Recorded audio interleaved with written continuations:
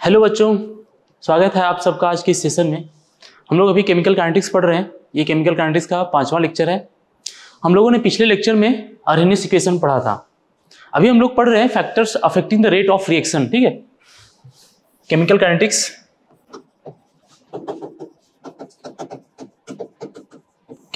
में हम लोग क्या पढ़ रहे हैं?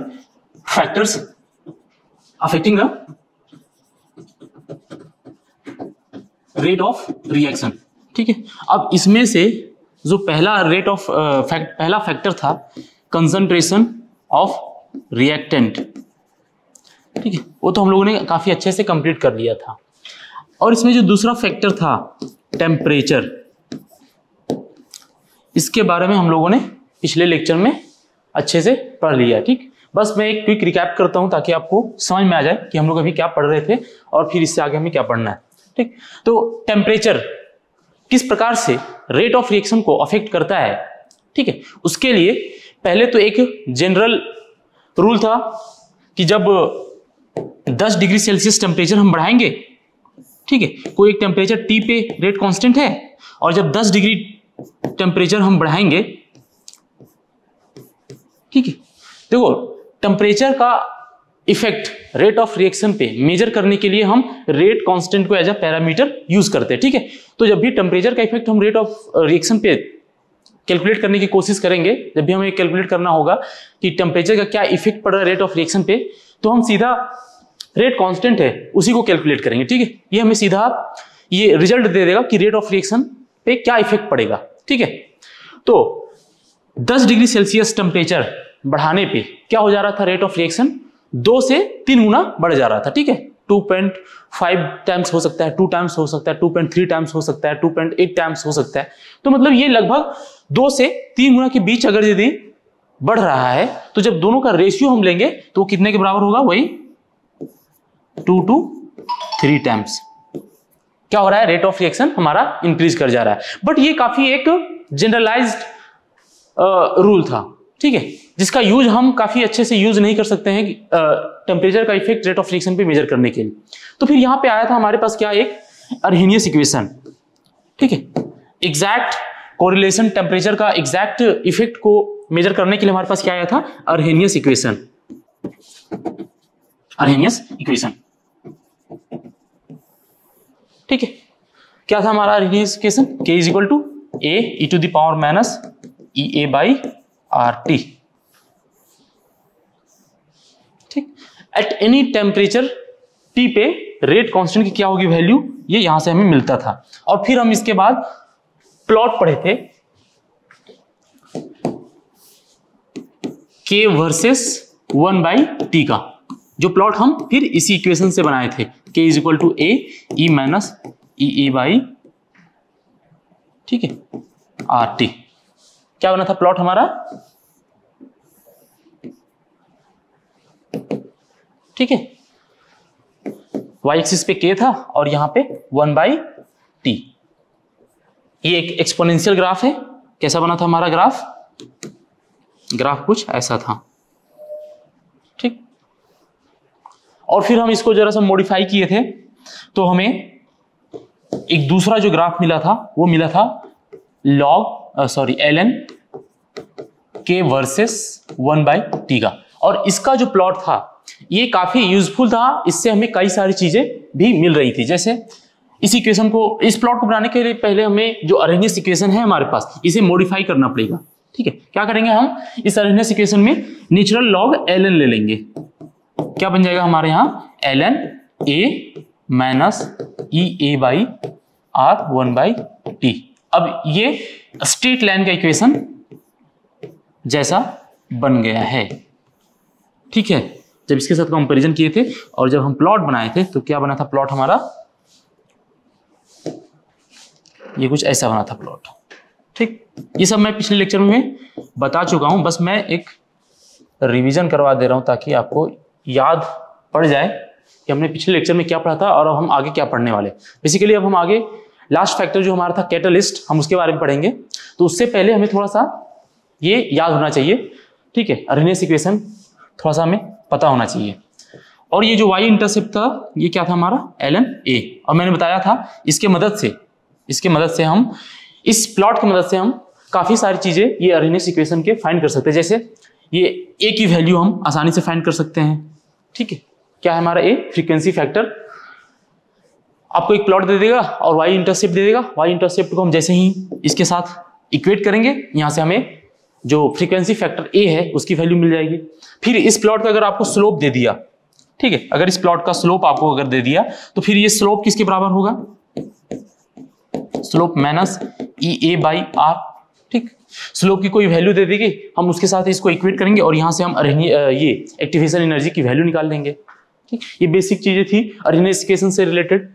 उसके बाद फिर हमने ये देखा था कि अरेनियस इक्वेशन की मदद से, अरेनियस इक्वेशन की मदद से हम किसी भी टेम्परेचर पे, अगर किसी टेम्परेचर टी पे, किसी टेम्परेचर T1 पे अगर हमें पता है rate of reaction, rate constant की वैल्यू अगर K1 हमें ये पता है, ठीक है, और हम ये देखना चाह रहे हैं कि टेम्परेचर अगर हम इंक्रीज करते हैं तो फिर रेट ऑफ रिएक्शन के ऊपर क्या इफेक्ट पड़ेगा, मतलब फाइनल रेट कांस्टेंट की वैल्यू क्या होगी। ठीक है, किसी T2 पे रेट कांस्टेंट K2 होगा और अगर हम इसे कैलकुलेट करना चाहते हैं तो इसकी वैल्यू क्या होगी। हम वो जो जनरल इक्वेशन था 10 डिग्री इंक्रीज करने के बाद 2 से 3 गुना बढ़ जाता है, इसकी मदद से तो हम कैलकुलेट नहीं कर पाएंगे ये। ठीक है, इसे तो हम इसकी मदद से कैलकुलेट कर नहीं पाएंगे। तो फिर यहां पे हमने अरेनियस इक्वेशन का यूज किया। इस कंडीशन में अगर हम अरेनियस इक्वेशन लिखे तो उसकी क्या होगी equation? K1 is equal to E minus E A by R T1, और इसमें क्या हो जाएगा हमारा? K2 is equal to E minus E A by R T2। ठीक है, और हमने फिर क्या किया था? इन दोनों का रेशियो ले लिया था। क्या आया था हमारे पास? यहाँ पे ए होगा e to the power E A by R 1 by T1 minus 1 by T2। ठीक है, और फिर इसमें हमने यहीं से डायरेक्ट भी कर सकते हैं। K2 हमें चाहिए ना, तो K2 के लिए क्या करेंगे? K1 को उधर मल्टीप्लाई कर देंगे। ये हमारा नोन वैल्यू K1 हमें पता रहेगा, E एक्सपोनेंशियल, और एक्टिवेशन एनर्जी आपको दिया रहेगा क्वेश्चन में, R गैस कांस्टेंट है, टेम्परेचर T1 और T2 आपको पता ही रहेगा। आप इस इक्वेशन की मदद से आप आसानी से क्या कैलकुलेट कर सकते हैं? एट एनी टाइम T2 पे, sorry eight any temperature T2 पे रेट कांस्टेंट की क्या वैल्यू होगी ये कैलकुलेट कर सकते हैं। अब इसी को थोड़ा सा सिंप्लीफाई कर लेंगे अगर हम नेचुरल लॉग ln के फॉर्म में, तो क्या हो जाएगा हमारा यहां से? ln K2। ठीक है, ये a इंटू बी है, ln लेंगे तो क्या हो जाएगा हमारा? लॉग लेंगे तो प्लस में कन्वर्ट हो जाएगा। ln K1 और plus E A by R 1 by T1 by T2।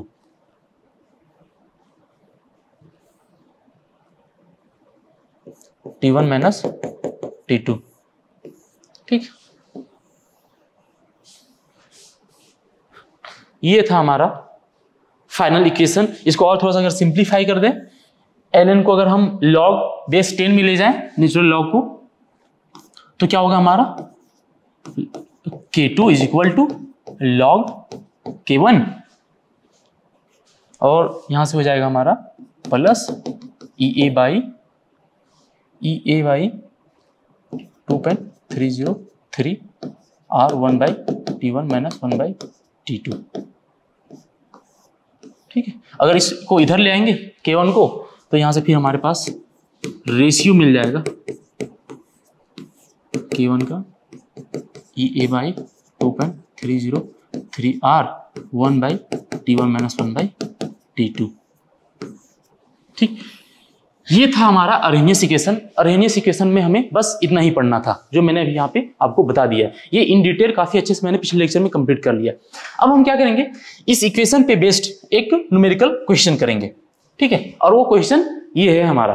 देखो क्वेश्चन क्या है? The first order reaction, order यहाँ पे मेंशन कर दिया, first order, the first order rate constant for a decomposition of ethyl iodide, जिसका reaction ये है। ठीक है, जिसका केमिकल रिएक्शन ये दे रखा है। ठीक, डिकम्पोजिशन हो रहा है। इस रिएक्शन का जो रेट कांस्टेंट है, रेट कांस्टेंट एट 600 केल्विन पे ये इतना है, 6 × 10⁻⁵ पर सेकेंड। देखो फर्स्ट ऑर्डर रिएक्शन है तो रेट कांस्टेंट की जो यूनिट है वो क्या है हमारा पर सेकेंड, क्योंकि फर्स्ट ऑर्डर के लिए रेट कांस्टेंट की यूनिट क्या होती है पर सेकेंड। इसका एक्टिवेशन एनर्जी 209 किलो जूल पर मोल है। अब हमें कैलकुलेट करना है रेट कांस्टेंट इस टेम्परेचर पे, ठीक है। तो पहले हम क्वेश्चन में जो दे रखा है उसको अच्छे से लिख लेते हैं कि क्वेश्चन में आखिर क्या क्या दे रखा है। क्वेश्चन में सबसे पहले क्या दे रखा है, एट T1 टेम्परेचर पे जो कि 6 केल्विन है, इस टेम्परेचर पे K1 कितना है हमारा 1.6 × 10⁻⁵ पर सेकेंड, ठीक। एक्टिवेशन एनर्जी EA हमारा दे रखा है 209 किलो जूल पर मोल, ठीक है। अगर हम इस किलो जूल पर मोल को इस किलो जूल को अगर जूल में कन्वर्ट करेंगे तो हमें क्या करना पड़ेगा 10⁻³ से मल्टीप्लाई कर देना पड़ेगा, जो क्या होगा हमारा 2 × 10⁻³ ये जूल पर मोल, ठीक। अब जूल पर मोल के लिए जो गैस कांस्टेंट R होगा उसके लिए क्या वैल्यू हम यहां पे यूज करेंगे, R की वैल्यू हम यूज करेंगे 8.314 जूल पर मोल पर केल्विन, ठीक। नेक्स्ट क्या दे रखा है, हमें कैलकुलेट करना, हमें रेट कांस्टेंट एट 700 केल्विन पे। T2 हमारा क्या दे रखा है 700 केल्विन। इस टेम्परेचर पे K2 की वैल्यू हमें कैलकुलेट करनी है। कुछ नहीं करना है, सारे वैल्यूज को जो मैंने अभी यहां पे इक्वेशन बता रखा है, ठीक है, इस इक्वेशन में पुट कर देना है, सीधा आंसर हमें मिल जाएगा, ठीक है। देखो कैसे करते हैं। इक्वेशन क्या था हमारा, log K2/K1 is equal to EA/2.303 into R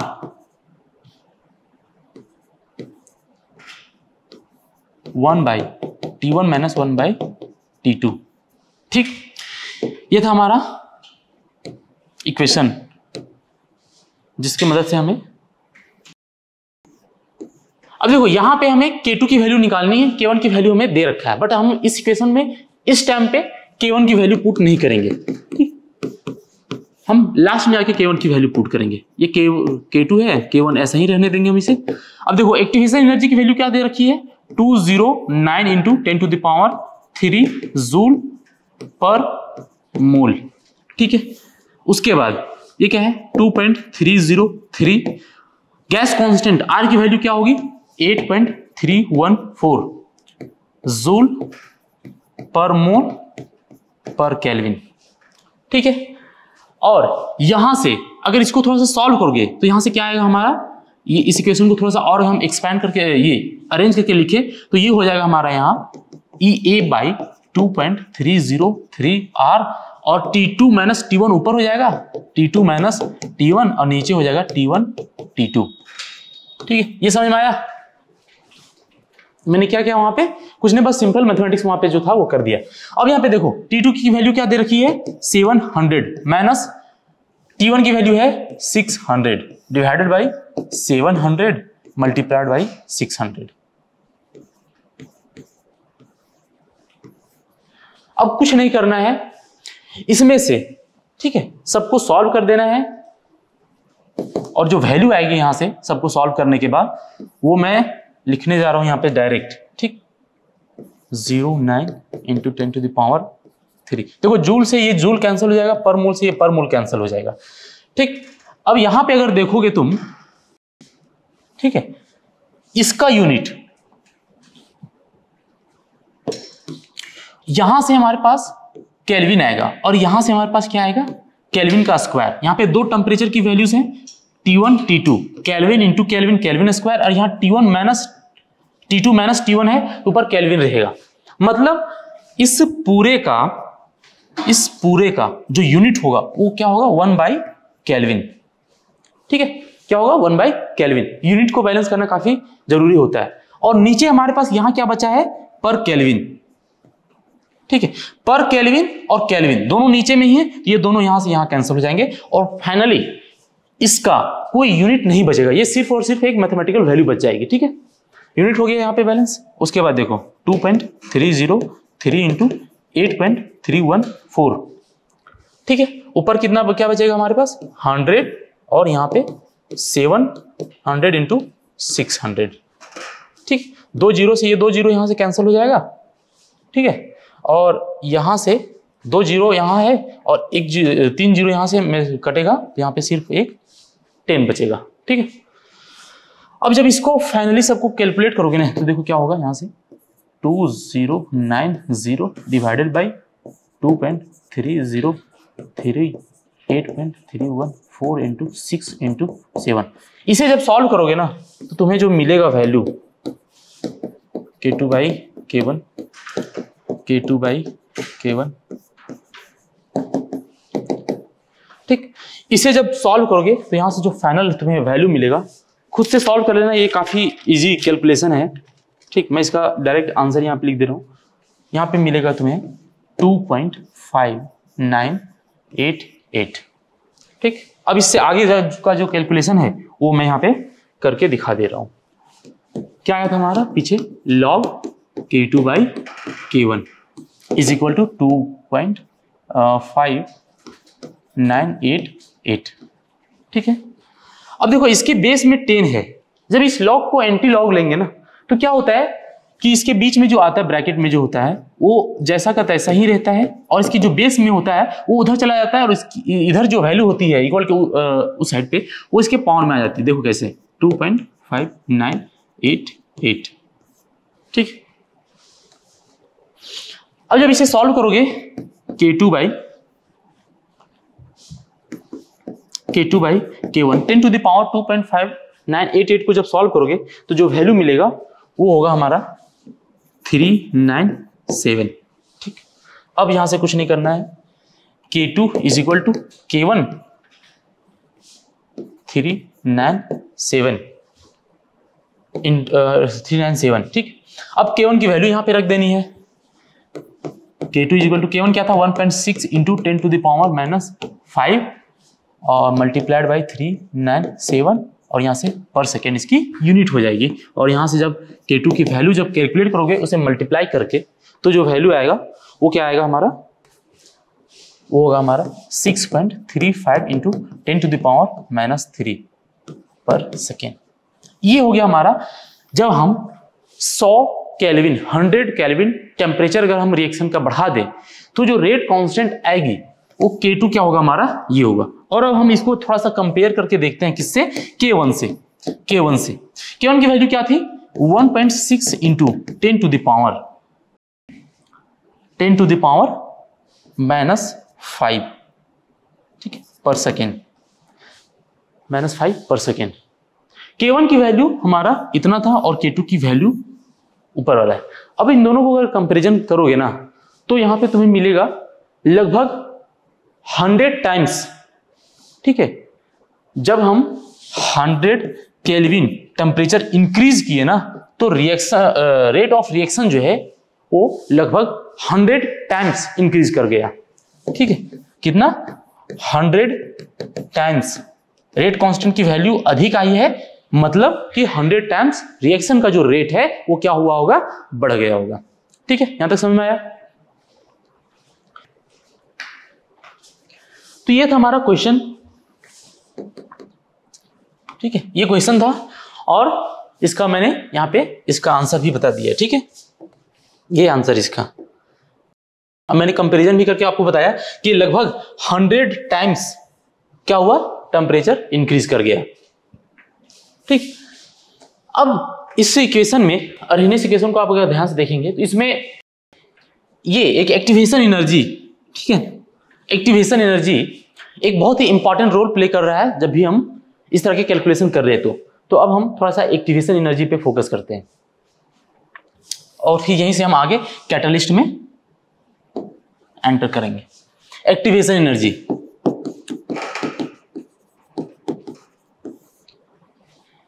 ठीक है,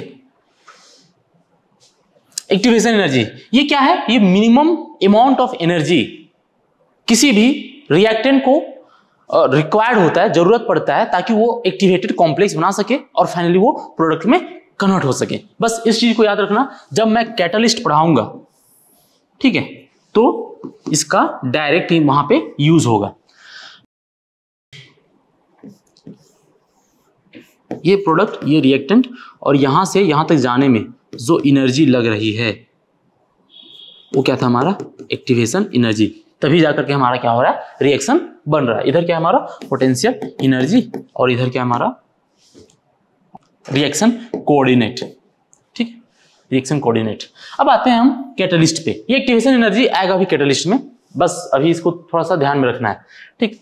देखो कैटलिस्ट, हमारा नेक्स्ट टॉपिक जो होने वाला है वो कैटलिस्ट। हम टेम्परेचर का इफेक्ट जो होता है रेट ऑफ रिएक्शन पे वो पढ़ लिए हैं, ठीक। अब हमारा जो नेक्स्ट टॉपिक है वो क्या है, हमारा नेक्स्ट फैक्टर जो है वो क्या, हमारा कैटलिस्ट। अब हम कैटलिस्ट का इफेक्ट जो है वो रेट ऑफ रिएक्शन पे देखेंगे, ठीक, और उसमें हम अरेनियस इक्वेशन का यूज भी करेंगे, इसलिए इसको भी ध्यान में रखना है।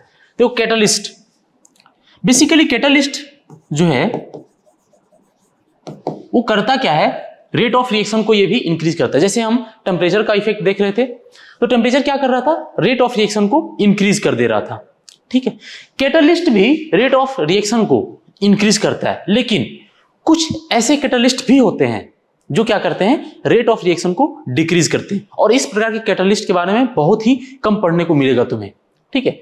जब ऑर्गेनिक में पढ़ोगे तो ऑर्गेनिक में एक दो रिएक्शन मिलेंगे जहां पे कैटलिस्ट रेट ऑफ रिएक्शन को डिक्रीज करता है, ठीक है। और जनरली कैटलिस्ट भी क्या करता है, रेट ऑफ रिएक्शन को इंक्रीज करता है। हम इसीलिए कैटलिस्ट का यूज भी करते हैं किसी भी रिएक्शन में, ताकि रिएक्शन का जो रेट है ना, उस रिएक्शन के रेट को बढ़ाया जा सके, थोड़ा सा रिएक्शन को फास्ट करवाया जा सके। जो रिएक्शन स्लो है, ज्यादा लंबा समय ले रहा है रिएक्शन कंप्लीट होने में, उसको कम समय में फास्ट तरीके से अगर रिएक्शन करवाना हो तो हम उसमें कैटलिस्ट डालते हैं। तो catalyst generally rate of reaction को इंक्रीज ही करता है, बट ऐसे कैटलिस्ट भी इंक्रीज एग्जिस्ट करते हैं जो रेट ऑफ रिएक्शन को डिक्रीज भी करते हैं। तो कैटलिस्ट का जो काम है वो क्या है, इट अल्टर्स द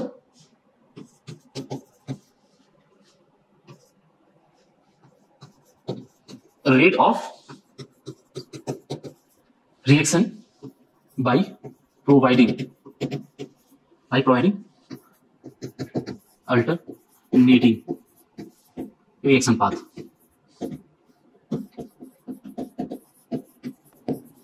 ठीक है। कैटलिस्ट क्या करता है, रेट ऑफ रिएक्शन को अल्टर करता है, मतलब घटाएगा बढ़ाएगा। हमें जनरली पढ़ना है रेट ऑफ रिएक्शन को इंक्रीज करने वाले कैटलिस्ट के बारे में, ठीक है। दूसरा इसका प्रॉपर्टी क्या होता है कि कैटलिस्ट क्या करता है ना, कैटलिस्ट क्या करता है, एक्टिवेशन एनर्जी को भी चेंज करता है। अगर यदि ऐसा कैटलिस्ट है जो रेट ऑफ रिएक्शन को बढ़ा रहा है तो वो क्या करेगा, एक्टिवेशन एनर्जी को घटा देगा। और अगर यदि कैटलिस्ट रेट ऑफ रिएक्शन को घटा रहा है तो उस केस में एक्टिवेशन एनर्जी क्या होगा, हमारा बढ़ जाएगा। तो कैटलिस्ट क्या करता है, ये भी एक्टिवेशन एनर्जी को भी ये क्या करता है, चेंज करता है, ठीक। अभी हम आगे आएंगे दोनों बारे में, पॉजिटिव कैटलिस्ट और नेगेटिव कैटलिस्ट के बारे में सेपरेट हम पढ़ेंगे, ठीक है। बस यहाँ एक जनरल हम प्रॉपर्टी जो है इसका वो लिखना चाह रहे हैं। It also change the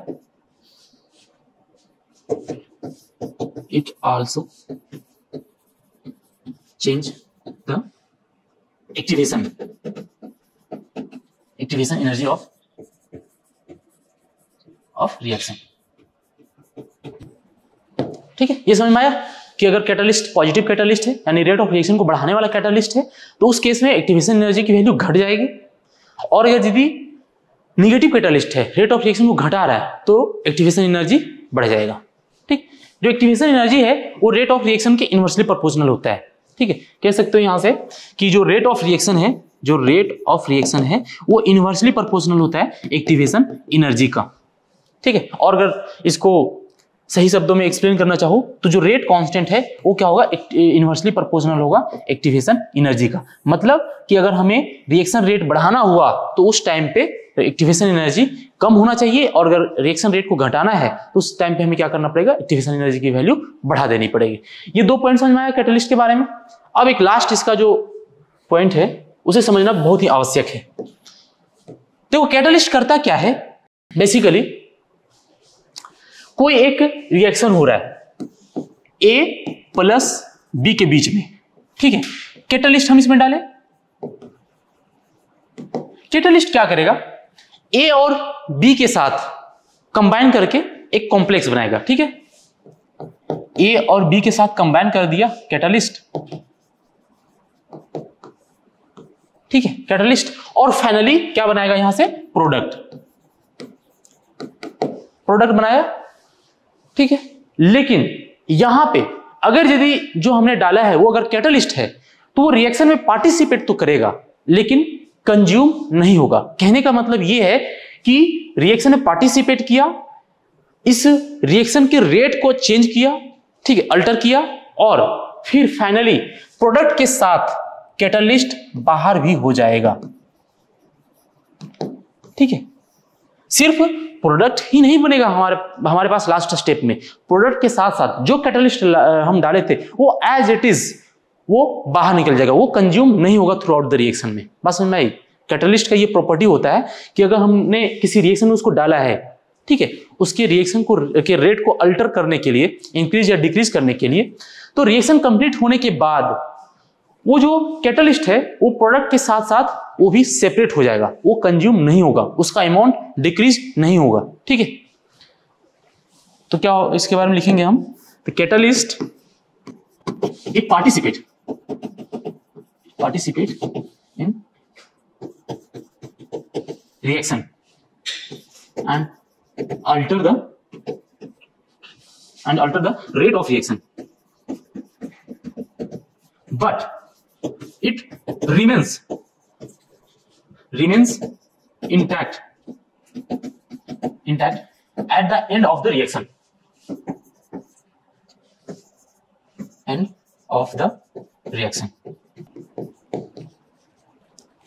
At the end of the reaction.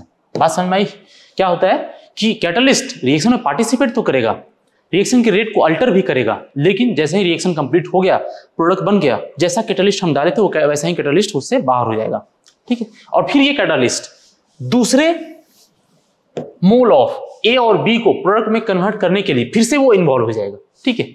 Generally catalyst क्या होता है, इसी तरह से काम करता है, ठीक है। रिएक्टेंट को प्रोडक्ट में कन्वर्ट किया, फ्री हो गया, फिर से दूसरे रिएक्टेंट को के साथ कंबाइन करेगा, प्रोडक्ट में कन्वर्ट करेगा, फिर से वो फ्री होकर के आएगा, तीसरे रिएक्टेंट के साथ कंबाइन करेगा, प्रोडक्ट में कन्वर्ट करेगा, चौथे के, इसी तरह से ये कैटलिस्ट क्या होता है ना, वो एक साइक्लिक रिएक्शन में पार्टिसिपेट करता है, ठीक है। तो ये था कैटलिस्ट का बेसिक प्रॉपर्टी, कैटलिस्ट के बारे में बेसिक पॉइंट्स, ठीक। अब आते हैं हम टाइप्स ऑफ कैटलिस्ट के ऊपर, ठीक है। नेक्स्ट टॉपिक हमारा क्या होने वाला है, types of catalyst. Types of catalyst.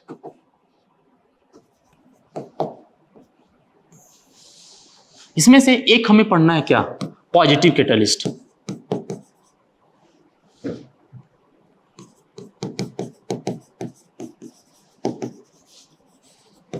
और दूसरा हमें पढ़ना है क्या, निगेटिव कैटलिस्ट।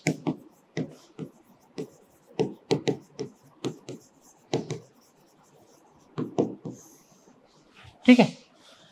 जैसे कि मैंने भी शुरू में ही बताया कि कैटलिस्ट क्या करता है, रिएक्शन के रेट को अल्टर करता है, मतलब वो इंक्रीज भी कर सकता है, डिक्रीज भी कर सकता है। तो जो पॉजिटिव कैटलिस्ट होता है वो क्या करता है, रिएक्शन के रेट को इंक्रीज करता है, it increases the rate of reaction. और निगेटिव कैटलिस्ट क्या करता है, ये रिएक्शन के रेट को डिक्रीज करता है, it decreases the rate of reaction। ठीक। अगर यदि रिएक्शन का रेट इंक्रीज कर रहा है तो एक्टिवेशन एनर्जी क्या होगा, एक्टिवेशन एनर्जी डिक्रीज करेगा। क्यों, क्योंकि जो रेट होता है वो क्या होता है, इनवर्सली प्रोपोर्शनल होता है एक्टिवेशन एनर्जी का। It decreases the activation energy,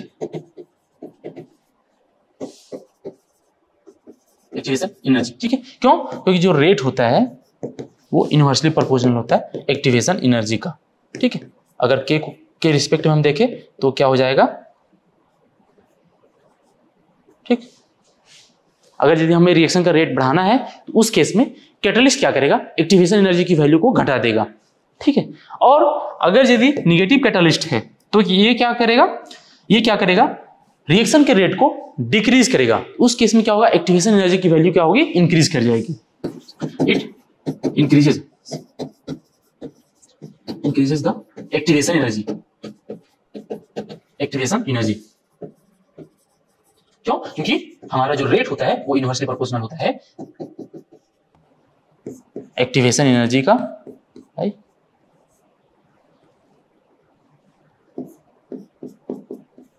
के ए। ठीक, ज़्यादा समझ में आया? ठीक है, अब देखो अगर यदि पॉजिटिव कैटालिस्ट है तो इसका डायग्राम जो है वो कैसे बनेगा, पोटेंशियल एनर्जी और रिएक्शन कोऑर्डिनेट के बीच में, ये हमारा, ठीक है, इधर पोटेंशियल एनर्जी और इधर क्या होगा हमारा रिएक्शन कोऑर्डिनेट। ठीक, और निगेटिव कैटालिस्ट के लिए भी बना लेते हैं यहाँ पे हम साथ में, ताकि कंपेयर करके पढ़ने में आसानी हो। पोटेंशियल एनर्जी हो गया ये, और ये हो गया हमारा रिएक्शन कोऑर्डिनेट।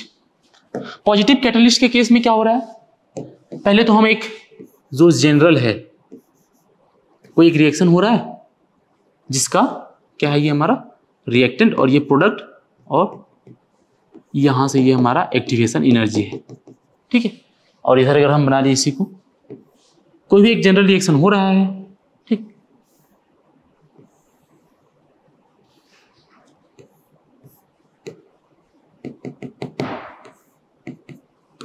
ये क्या हो गया हमारा एक्टिवेशन एनर्जी, रिएक्टेंट से प्रोडक्ट में कन्वर्ट हो रहा है।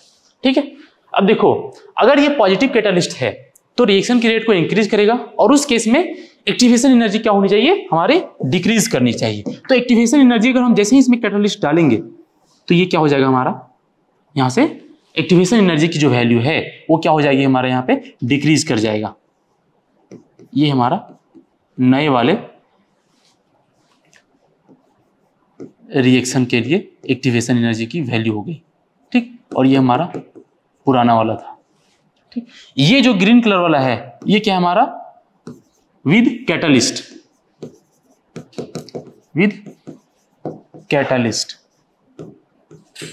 ठीक है, क्या हो रहा है, एक्टिवेशन एनर्जी की वैल्यू डिक्रीज कर जा रही ड्यू टू कैटालिस्ट। ठीक है, और जो ये येलो कलर वाला है ये क्या है हमारा विदाउट कैटालिस्ट,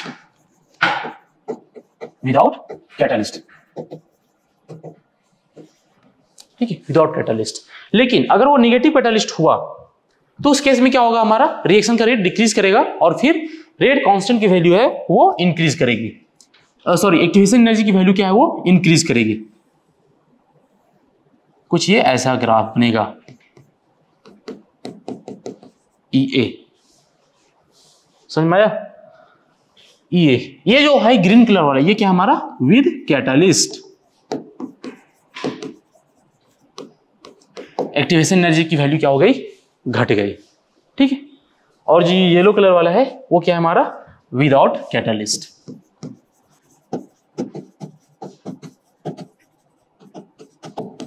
ठीक है, विदाउट कैटालिस्ट। ठीक है, तो ये हमारा कैटालिस्ट, इसके बारे में आप लोगों को इतना ही पढ़ना था। ठीक, अब आते हैं हम अपने नेक्स्ट लेक्चर पे। अगर इसे आप नहीं लिखे होंगे तो एक बार लिख लें। ये था हमारा कैटालिस्ट, इसके कुछ प्रॉपर्टीज बताए मैंने और फिर इसके बीच का डिफरेंस। ठीक है, अब आते हैं हम अपने इस चैप्टर के लास्ट टॉपिक पे, कॉलिजन फ्रीक्वेंसी। ठीक है, उसके बाद हमारा थ्योरेटिकल पोर्शन कंप्लीट हो जाएगा। ठीक, फिर हम इसमें क्वेश्चन प्रैक्टिस करेंगे और फिर जो कॉन्सेप्ट उसमें आएंगे उस कॉन्सेप्ट को साथ में एक्सप्लेन करते जाऊंगा। ठीक, तो हमारा लास्ट टॉपिक क्या है, कॉलिजन फ्रीक्वेंसी। कॉलिजन फ्रीक्वेंसी,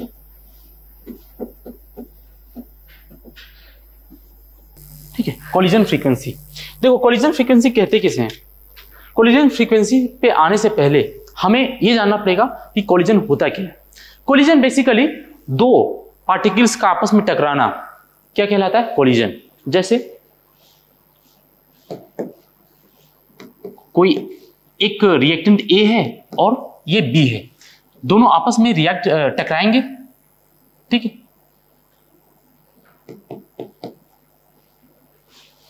ठीक, ये A है ये B है, क्या हो रहा है कि दोनों एक दूसरे की तरफ अगर आएंगे, कोई एक ऐसा समय आएगा जब एक दूसरे से टकरा जाएंगे, ये क्या है हमारा कोलिजन।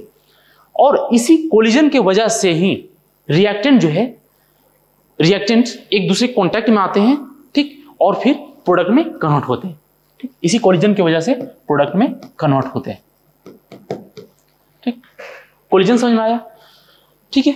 तो ये हमारा कोलिजन, बट ये हर एक तरीके का कोलिजन जरूरी नहीं कि ये इसी तरह से कोलिजन हो, ठीक है, ये इधर मूव कर रहा हो और थोड़ा सा इसको टच करते हुए, इसको थोड़ा सा टच करते हुए निकल जाएगा, ये भी तो कोलिजन है, बट जरूरी नहीं कि हर एक प्रकार के कोलिजन से हमारा प्रोडक्ट बन ही जाए।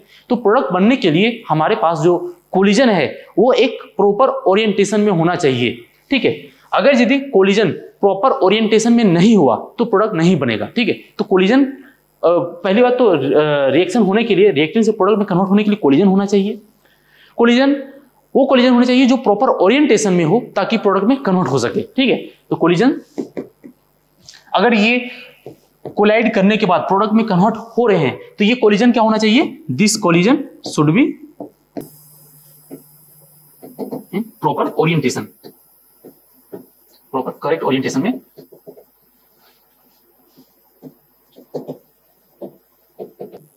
ठीक है, करेक्ट ओरिएंटेशन में होना चाहिए। अगर कोलिजन हो रहा है और अगर सही ओरिएंटेशन में नहीं हो रहा है तो प्रोडक्ट नहीं बनेगा। अब इसको मैं एक एग्जांपल से आपको समझाने की कोशिश करता हूं, ठीक है। आप लोगों ने ऑर्गेनिक केमिस्ट्री में पढ़ा होगा SN2 रिएक्शन। SN2 रिएक्शन क्या होता है? इसमें होता है, ये एक कार्बन सेंटर रहता है, ठीक है, हाइड्रोजन लगे हैं और यहाँ पे एक ब्रोमीन लगा हुआ है। जैसे ही हम इसमें एक न्यूक्लियोफाइल को डालते हैं, ठीक है, न्यूक्लियोफाइल को डालते हैं, चूंकि ब्रोमीन एक लिविंग ग्रुप है, ठीक है, तो ये इलेक्ट्रॉन को लेकर के बाहर निकलना चाहेगा और इसके पास पॉजिटिव चार्ज आ जाएगा और इसके पास निगेटिव चार्ज है। तो ये जो न्यूक्लियोफाइल है वो इस कार्बन को अप्रोच करने की कोशिश करेगा, ठीक है। ऐसा ही रिएक्शन, ऐसा ही प्रोडक्ट भी बनता है। तो इस न्यूक्लियोफाइल के पास कितने ऑप्शन है इस कार्बन को अप्रोच करने का? पहला ऑप्शन, दूसरा ऑप्शन, तीसरा ऑप्शन, और एक इधर से ये ऐसे भी अप्रोच कर सकता है। लेकिन आप लोगों ने पढ़ा होगा कि अगर यदि ये न्यूक्लियोफाइल, मैं इसको नंबरिंग देता हूं, ये दूसरा नंबर, ये तीसरा नंबर और ये चौथा नंबर, ठीक है।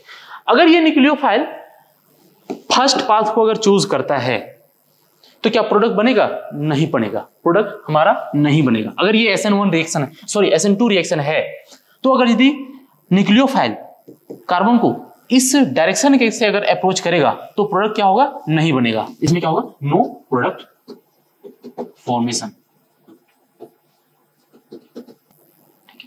अगर दूसरा पाथ को भी अगर चूज करता है तो भी प्रोडक्ट नहीं बनेगा, नो प्रोडक्ट फॉर्मेशन।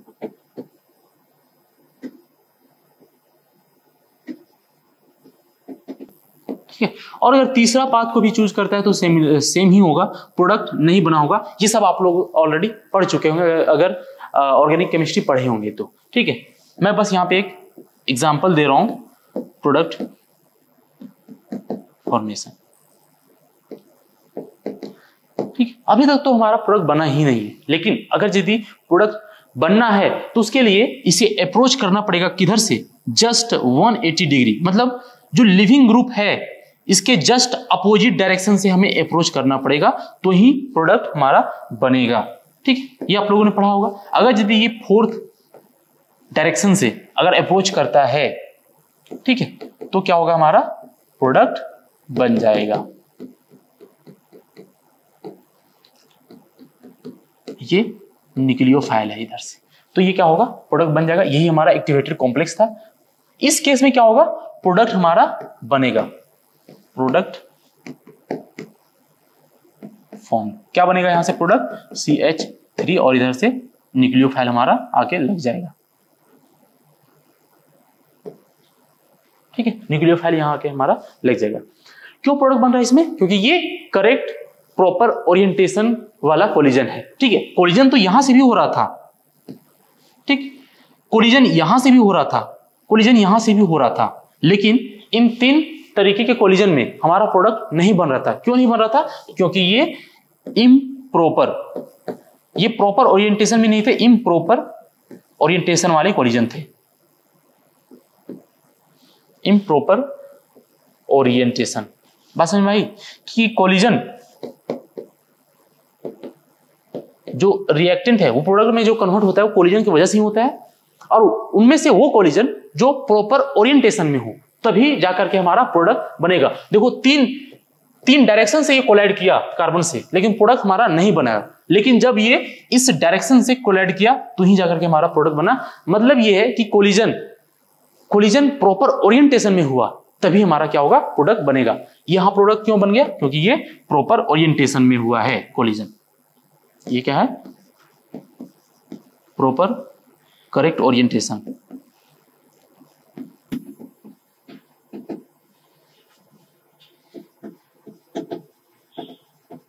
ये कोलिजन जो है वो प्रॉपर करेक्ट ओरिएंटेशन में है, इसीलिए this collision leads to product formation. This collision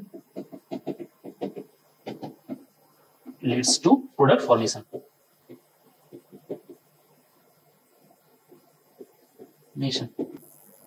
ठीक है, बात समझ में आई। पहले कोलिजन होना चाहिए कोई भी रिएक्शन को प्रोडक्ट में कन्वर्ट होने के लिए। अब उनमें से भी कोलिजन जो है वो प्रॉपर ओरिएंटेशन में होना चाहिए। ठीक है, तो अब आते हैं हम अपना कोलिजन फ्रीक्वेंसी के ऊपर। कोलिजन फ्रीक्वेंसी क्या होता है,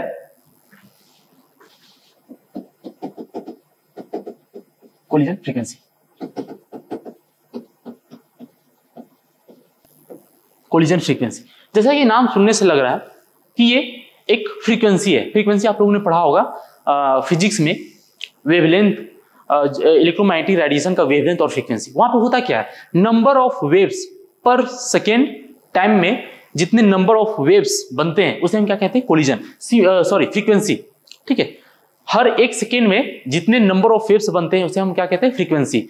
यहाँ पे फ्रीक्वेंसी पे से पहले क्या है, कोलिजन। तो जितने नंबर ऑफ कोलिजन होंगे, ठीक है, जितने नंबर ऑफ कोलिजन होंगे पर सेकेंड टाइम पे इन पर यूनिट वॉल्यूम में, यहाँ पे एक नया टर्म आ गया, पर यूनिट वॉल्यूम, क्योंकि यहाँ पे हम जो कोलिजन है, ठीक है, जो फ्रीक्वेंसी है वो कोलिजन का देख रहे हैं, और कोलिजन पार्टिकल्स के बीच में हो रहा है, किसी रिएक्शन मिक्सचर जो किसी कंटेनर में रखा होगा उसके अंदर हो रहा है, जिसका कुछ ना कुछ एक वॉल्यूम होगा। तो यहाँ पे एक नया टर्म इन्वॉल्व करना पड़ेगा, क्या, कि नंबर ऑफ कोलिजन इन पर second time in per unit volume.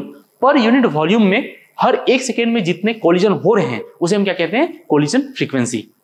ठीक है, ठीक है, नंबर ऑफ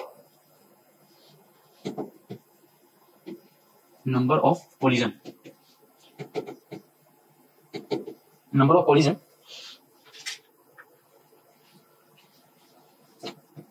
पर सेकेंड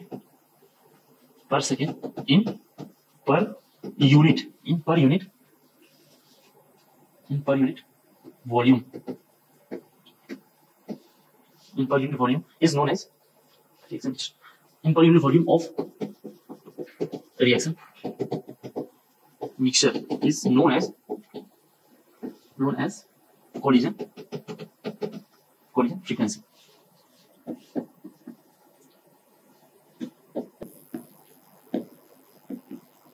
कोलिजन फ्रीक्वेंसी, ठीक है, समझ में आया।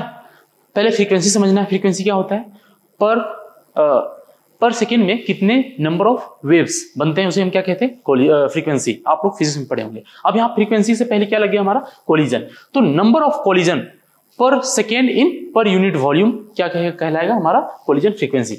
और इस कोलिजन फ्रीक्वेंसी को हम डिनोट करते हैं, इट इज डिनोटेड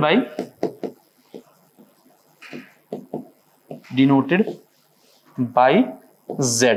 ठीक है, इसे हम Z से डिनोट करते हैं। ठीक, ये है हमारा कोलिजन फ्रीक्वेंसी। तो क्या ये Z जो है वो हमारा प्रॉपर ओरिएंटेशन वाला है, नहीं। अभी हम इस पे आगे आते हैं, अरेनियस इक्वेशन पे। ठीक, अरेनियस इक्वेशन क्या था, Ka(e⁻⁻)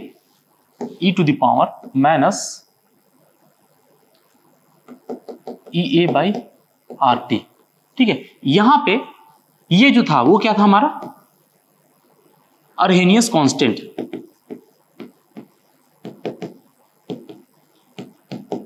बट इसका दूसरा नाम भी मैंने बताया था आपको, इसे हम दूसरे शब्दों में भी क्या कहते हैं, फ्रीक्वेंसी फैक्टर।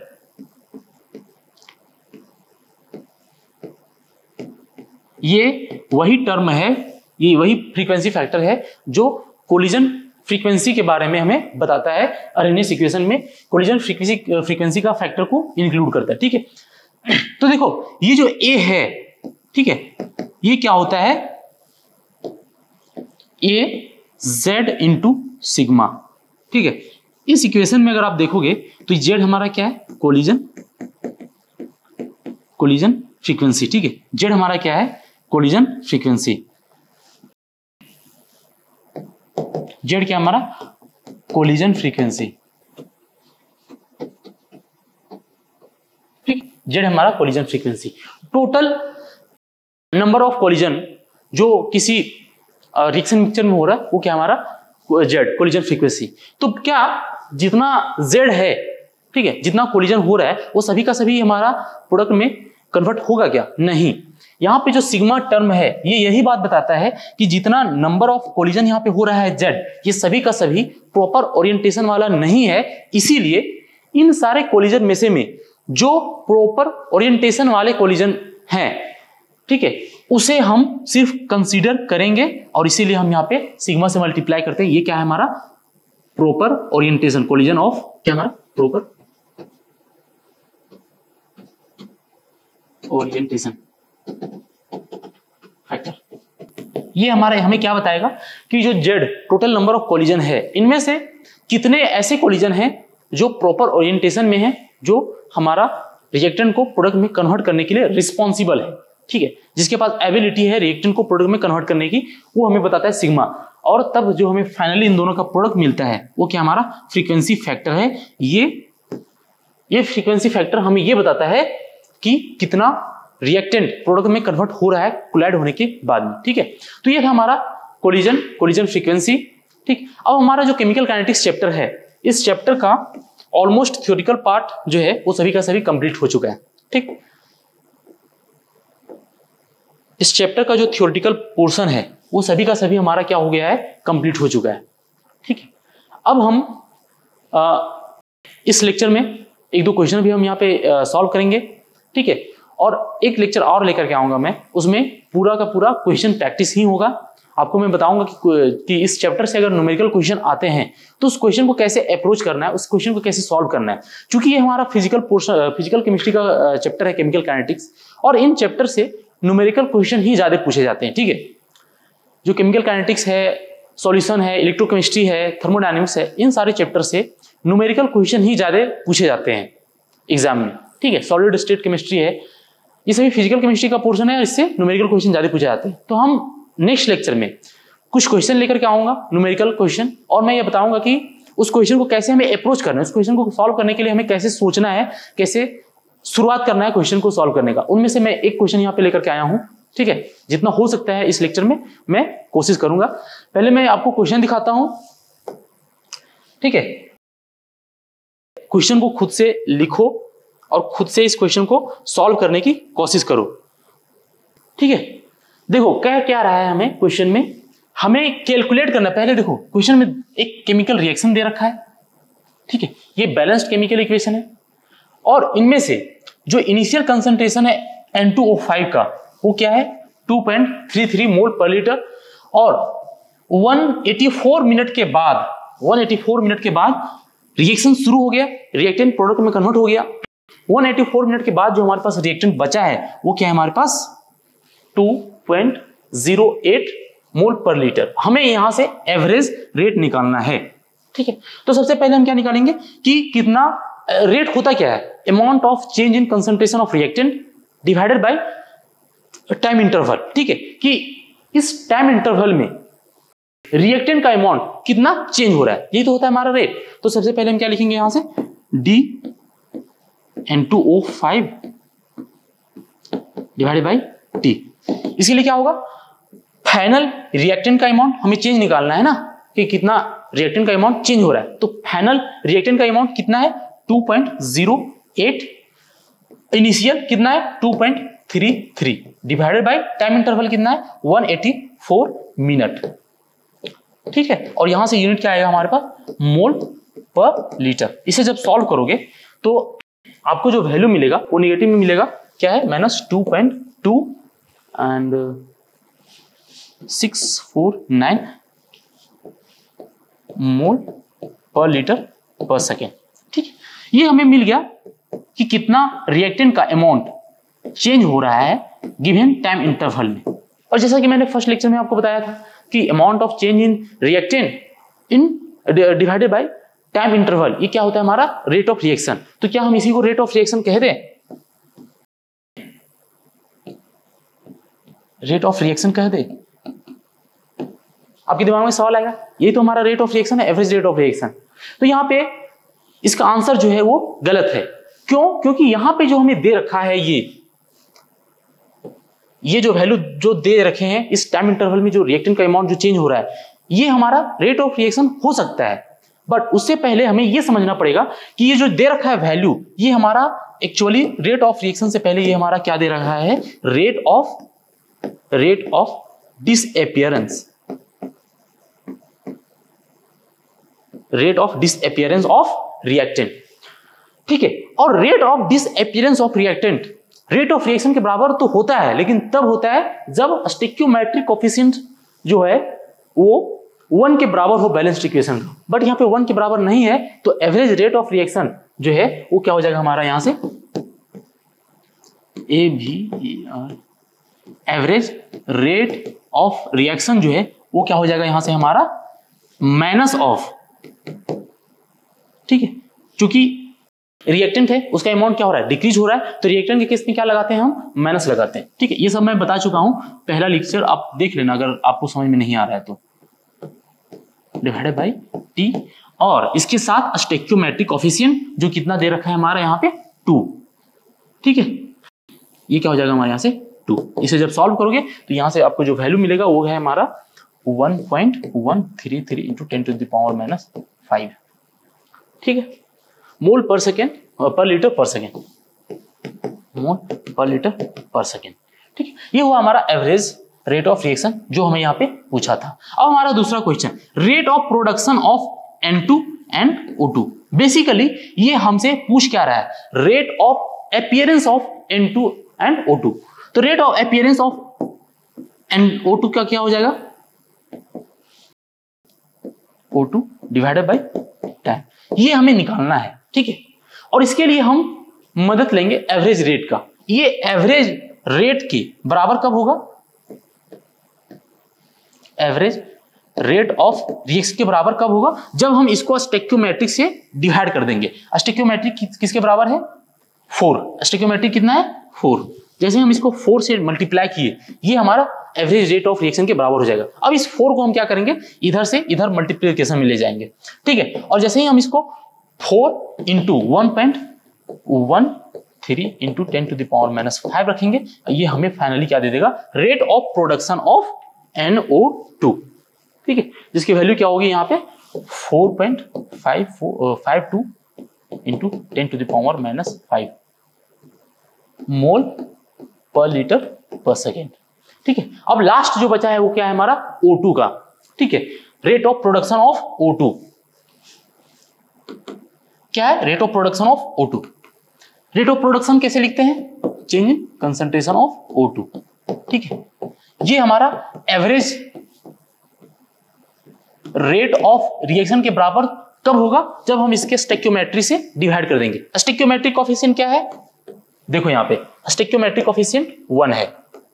ठीक है, 1 से डिवाइड करेंगे कोई फर्क नहीं पड़ेगा, मतलब कि rate of production of O2 है वो किसके बराबर होगा, एवरेज रेट के बराबर ही होगा। 1.13 into 10 to the power minus 5 mole पर लीटर पर सेकेंड। ठीक है, तो देखो यहां से क्या हुआ कि rate of production of O2 average rate of reaction के बराबर ही था। ठीक है, rate of production of NO2 वो 4 टाइम्स था एवरेज रेट ऑफ रिएक्शन का। ठीक है, 4 गुना बन रहा है O2 के कंपैरिजन में। ठीक, और यहां से हमने एवरेज रेट ऑफ रिएक्शन निकाल लिया। ठीक, तो इसी तरह से क्वेश्चन को अप्रोच करना है। मैं और क्वेश्चन लेकर के आऊंगा नेक्स्ट लेक्चर में। ठीक है, आज के लिए इतना ही, थैंक यू।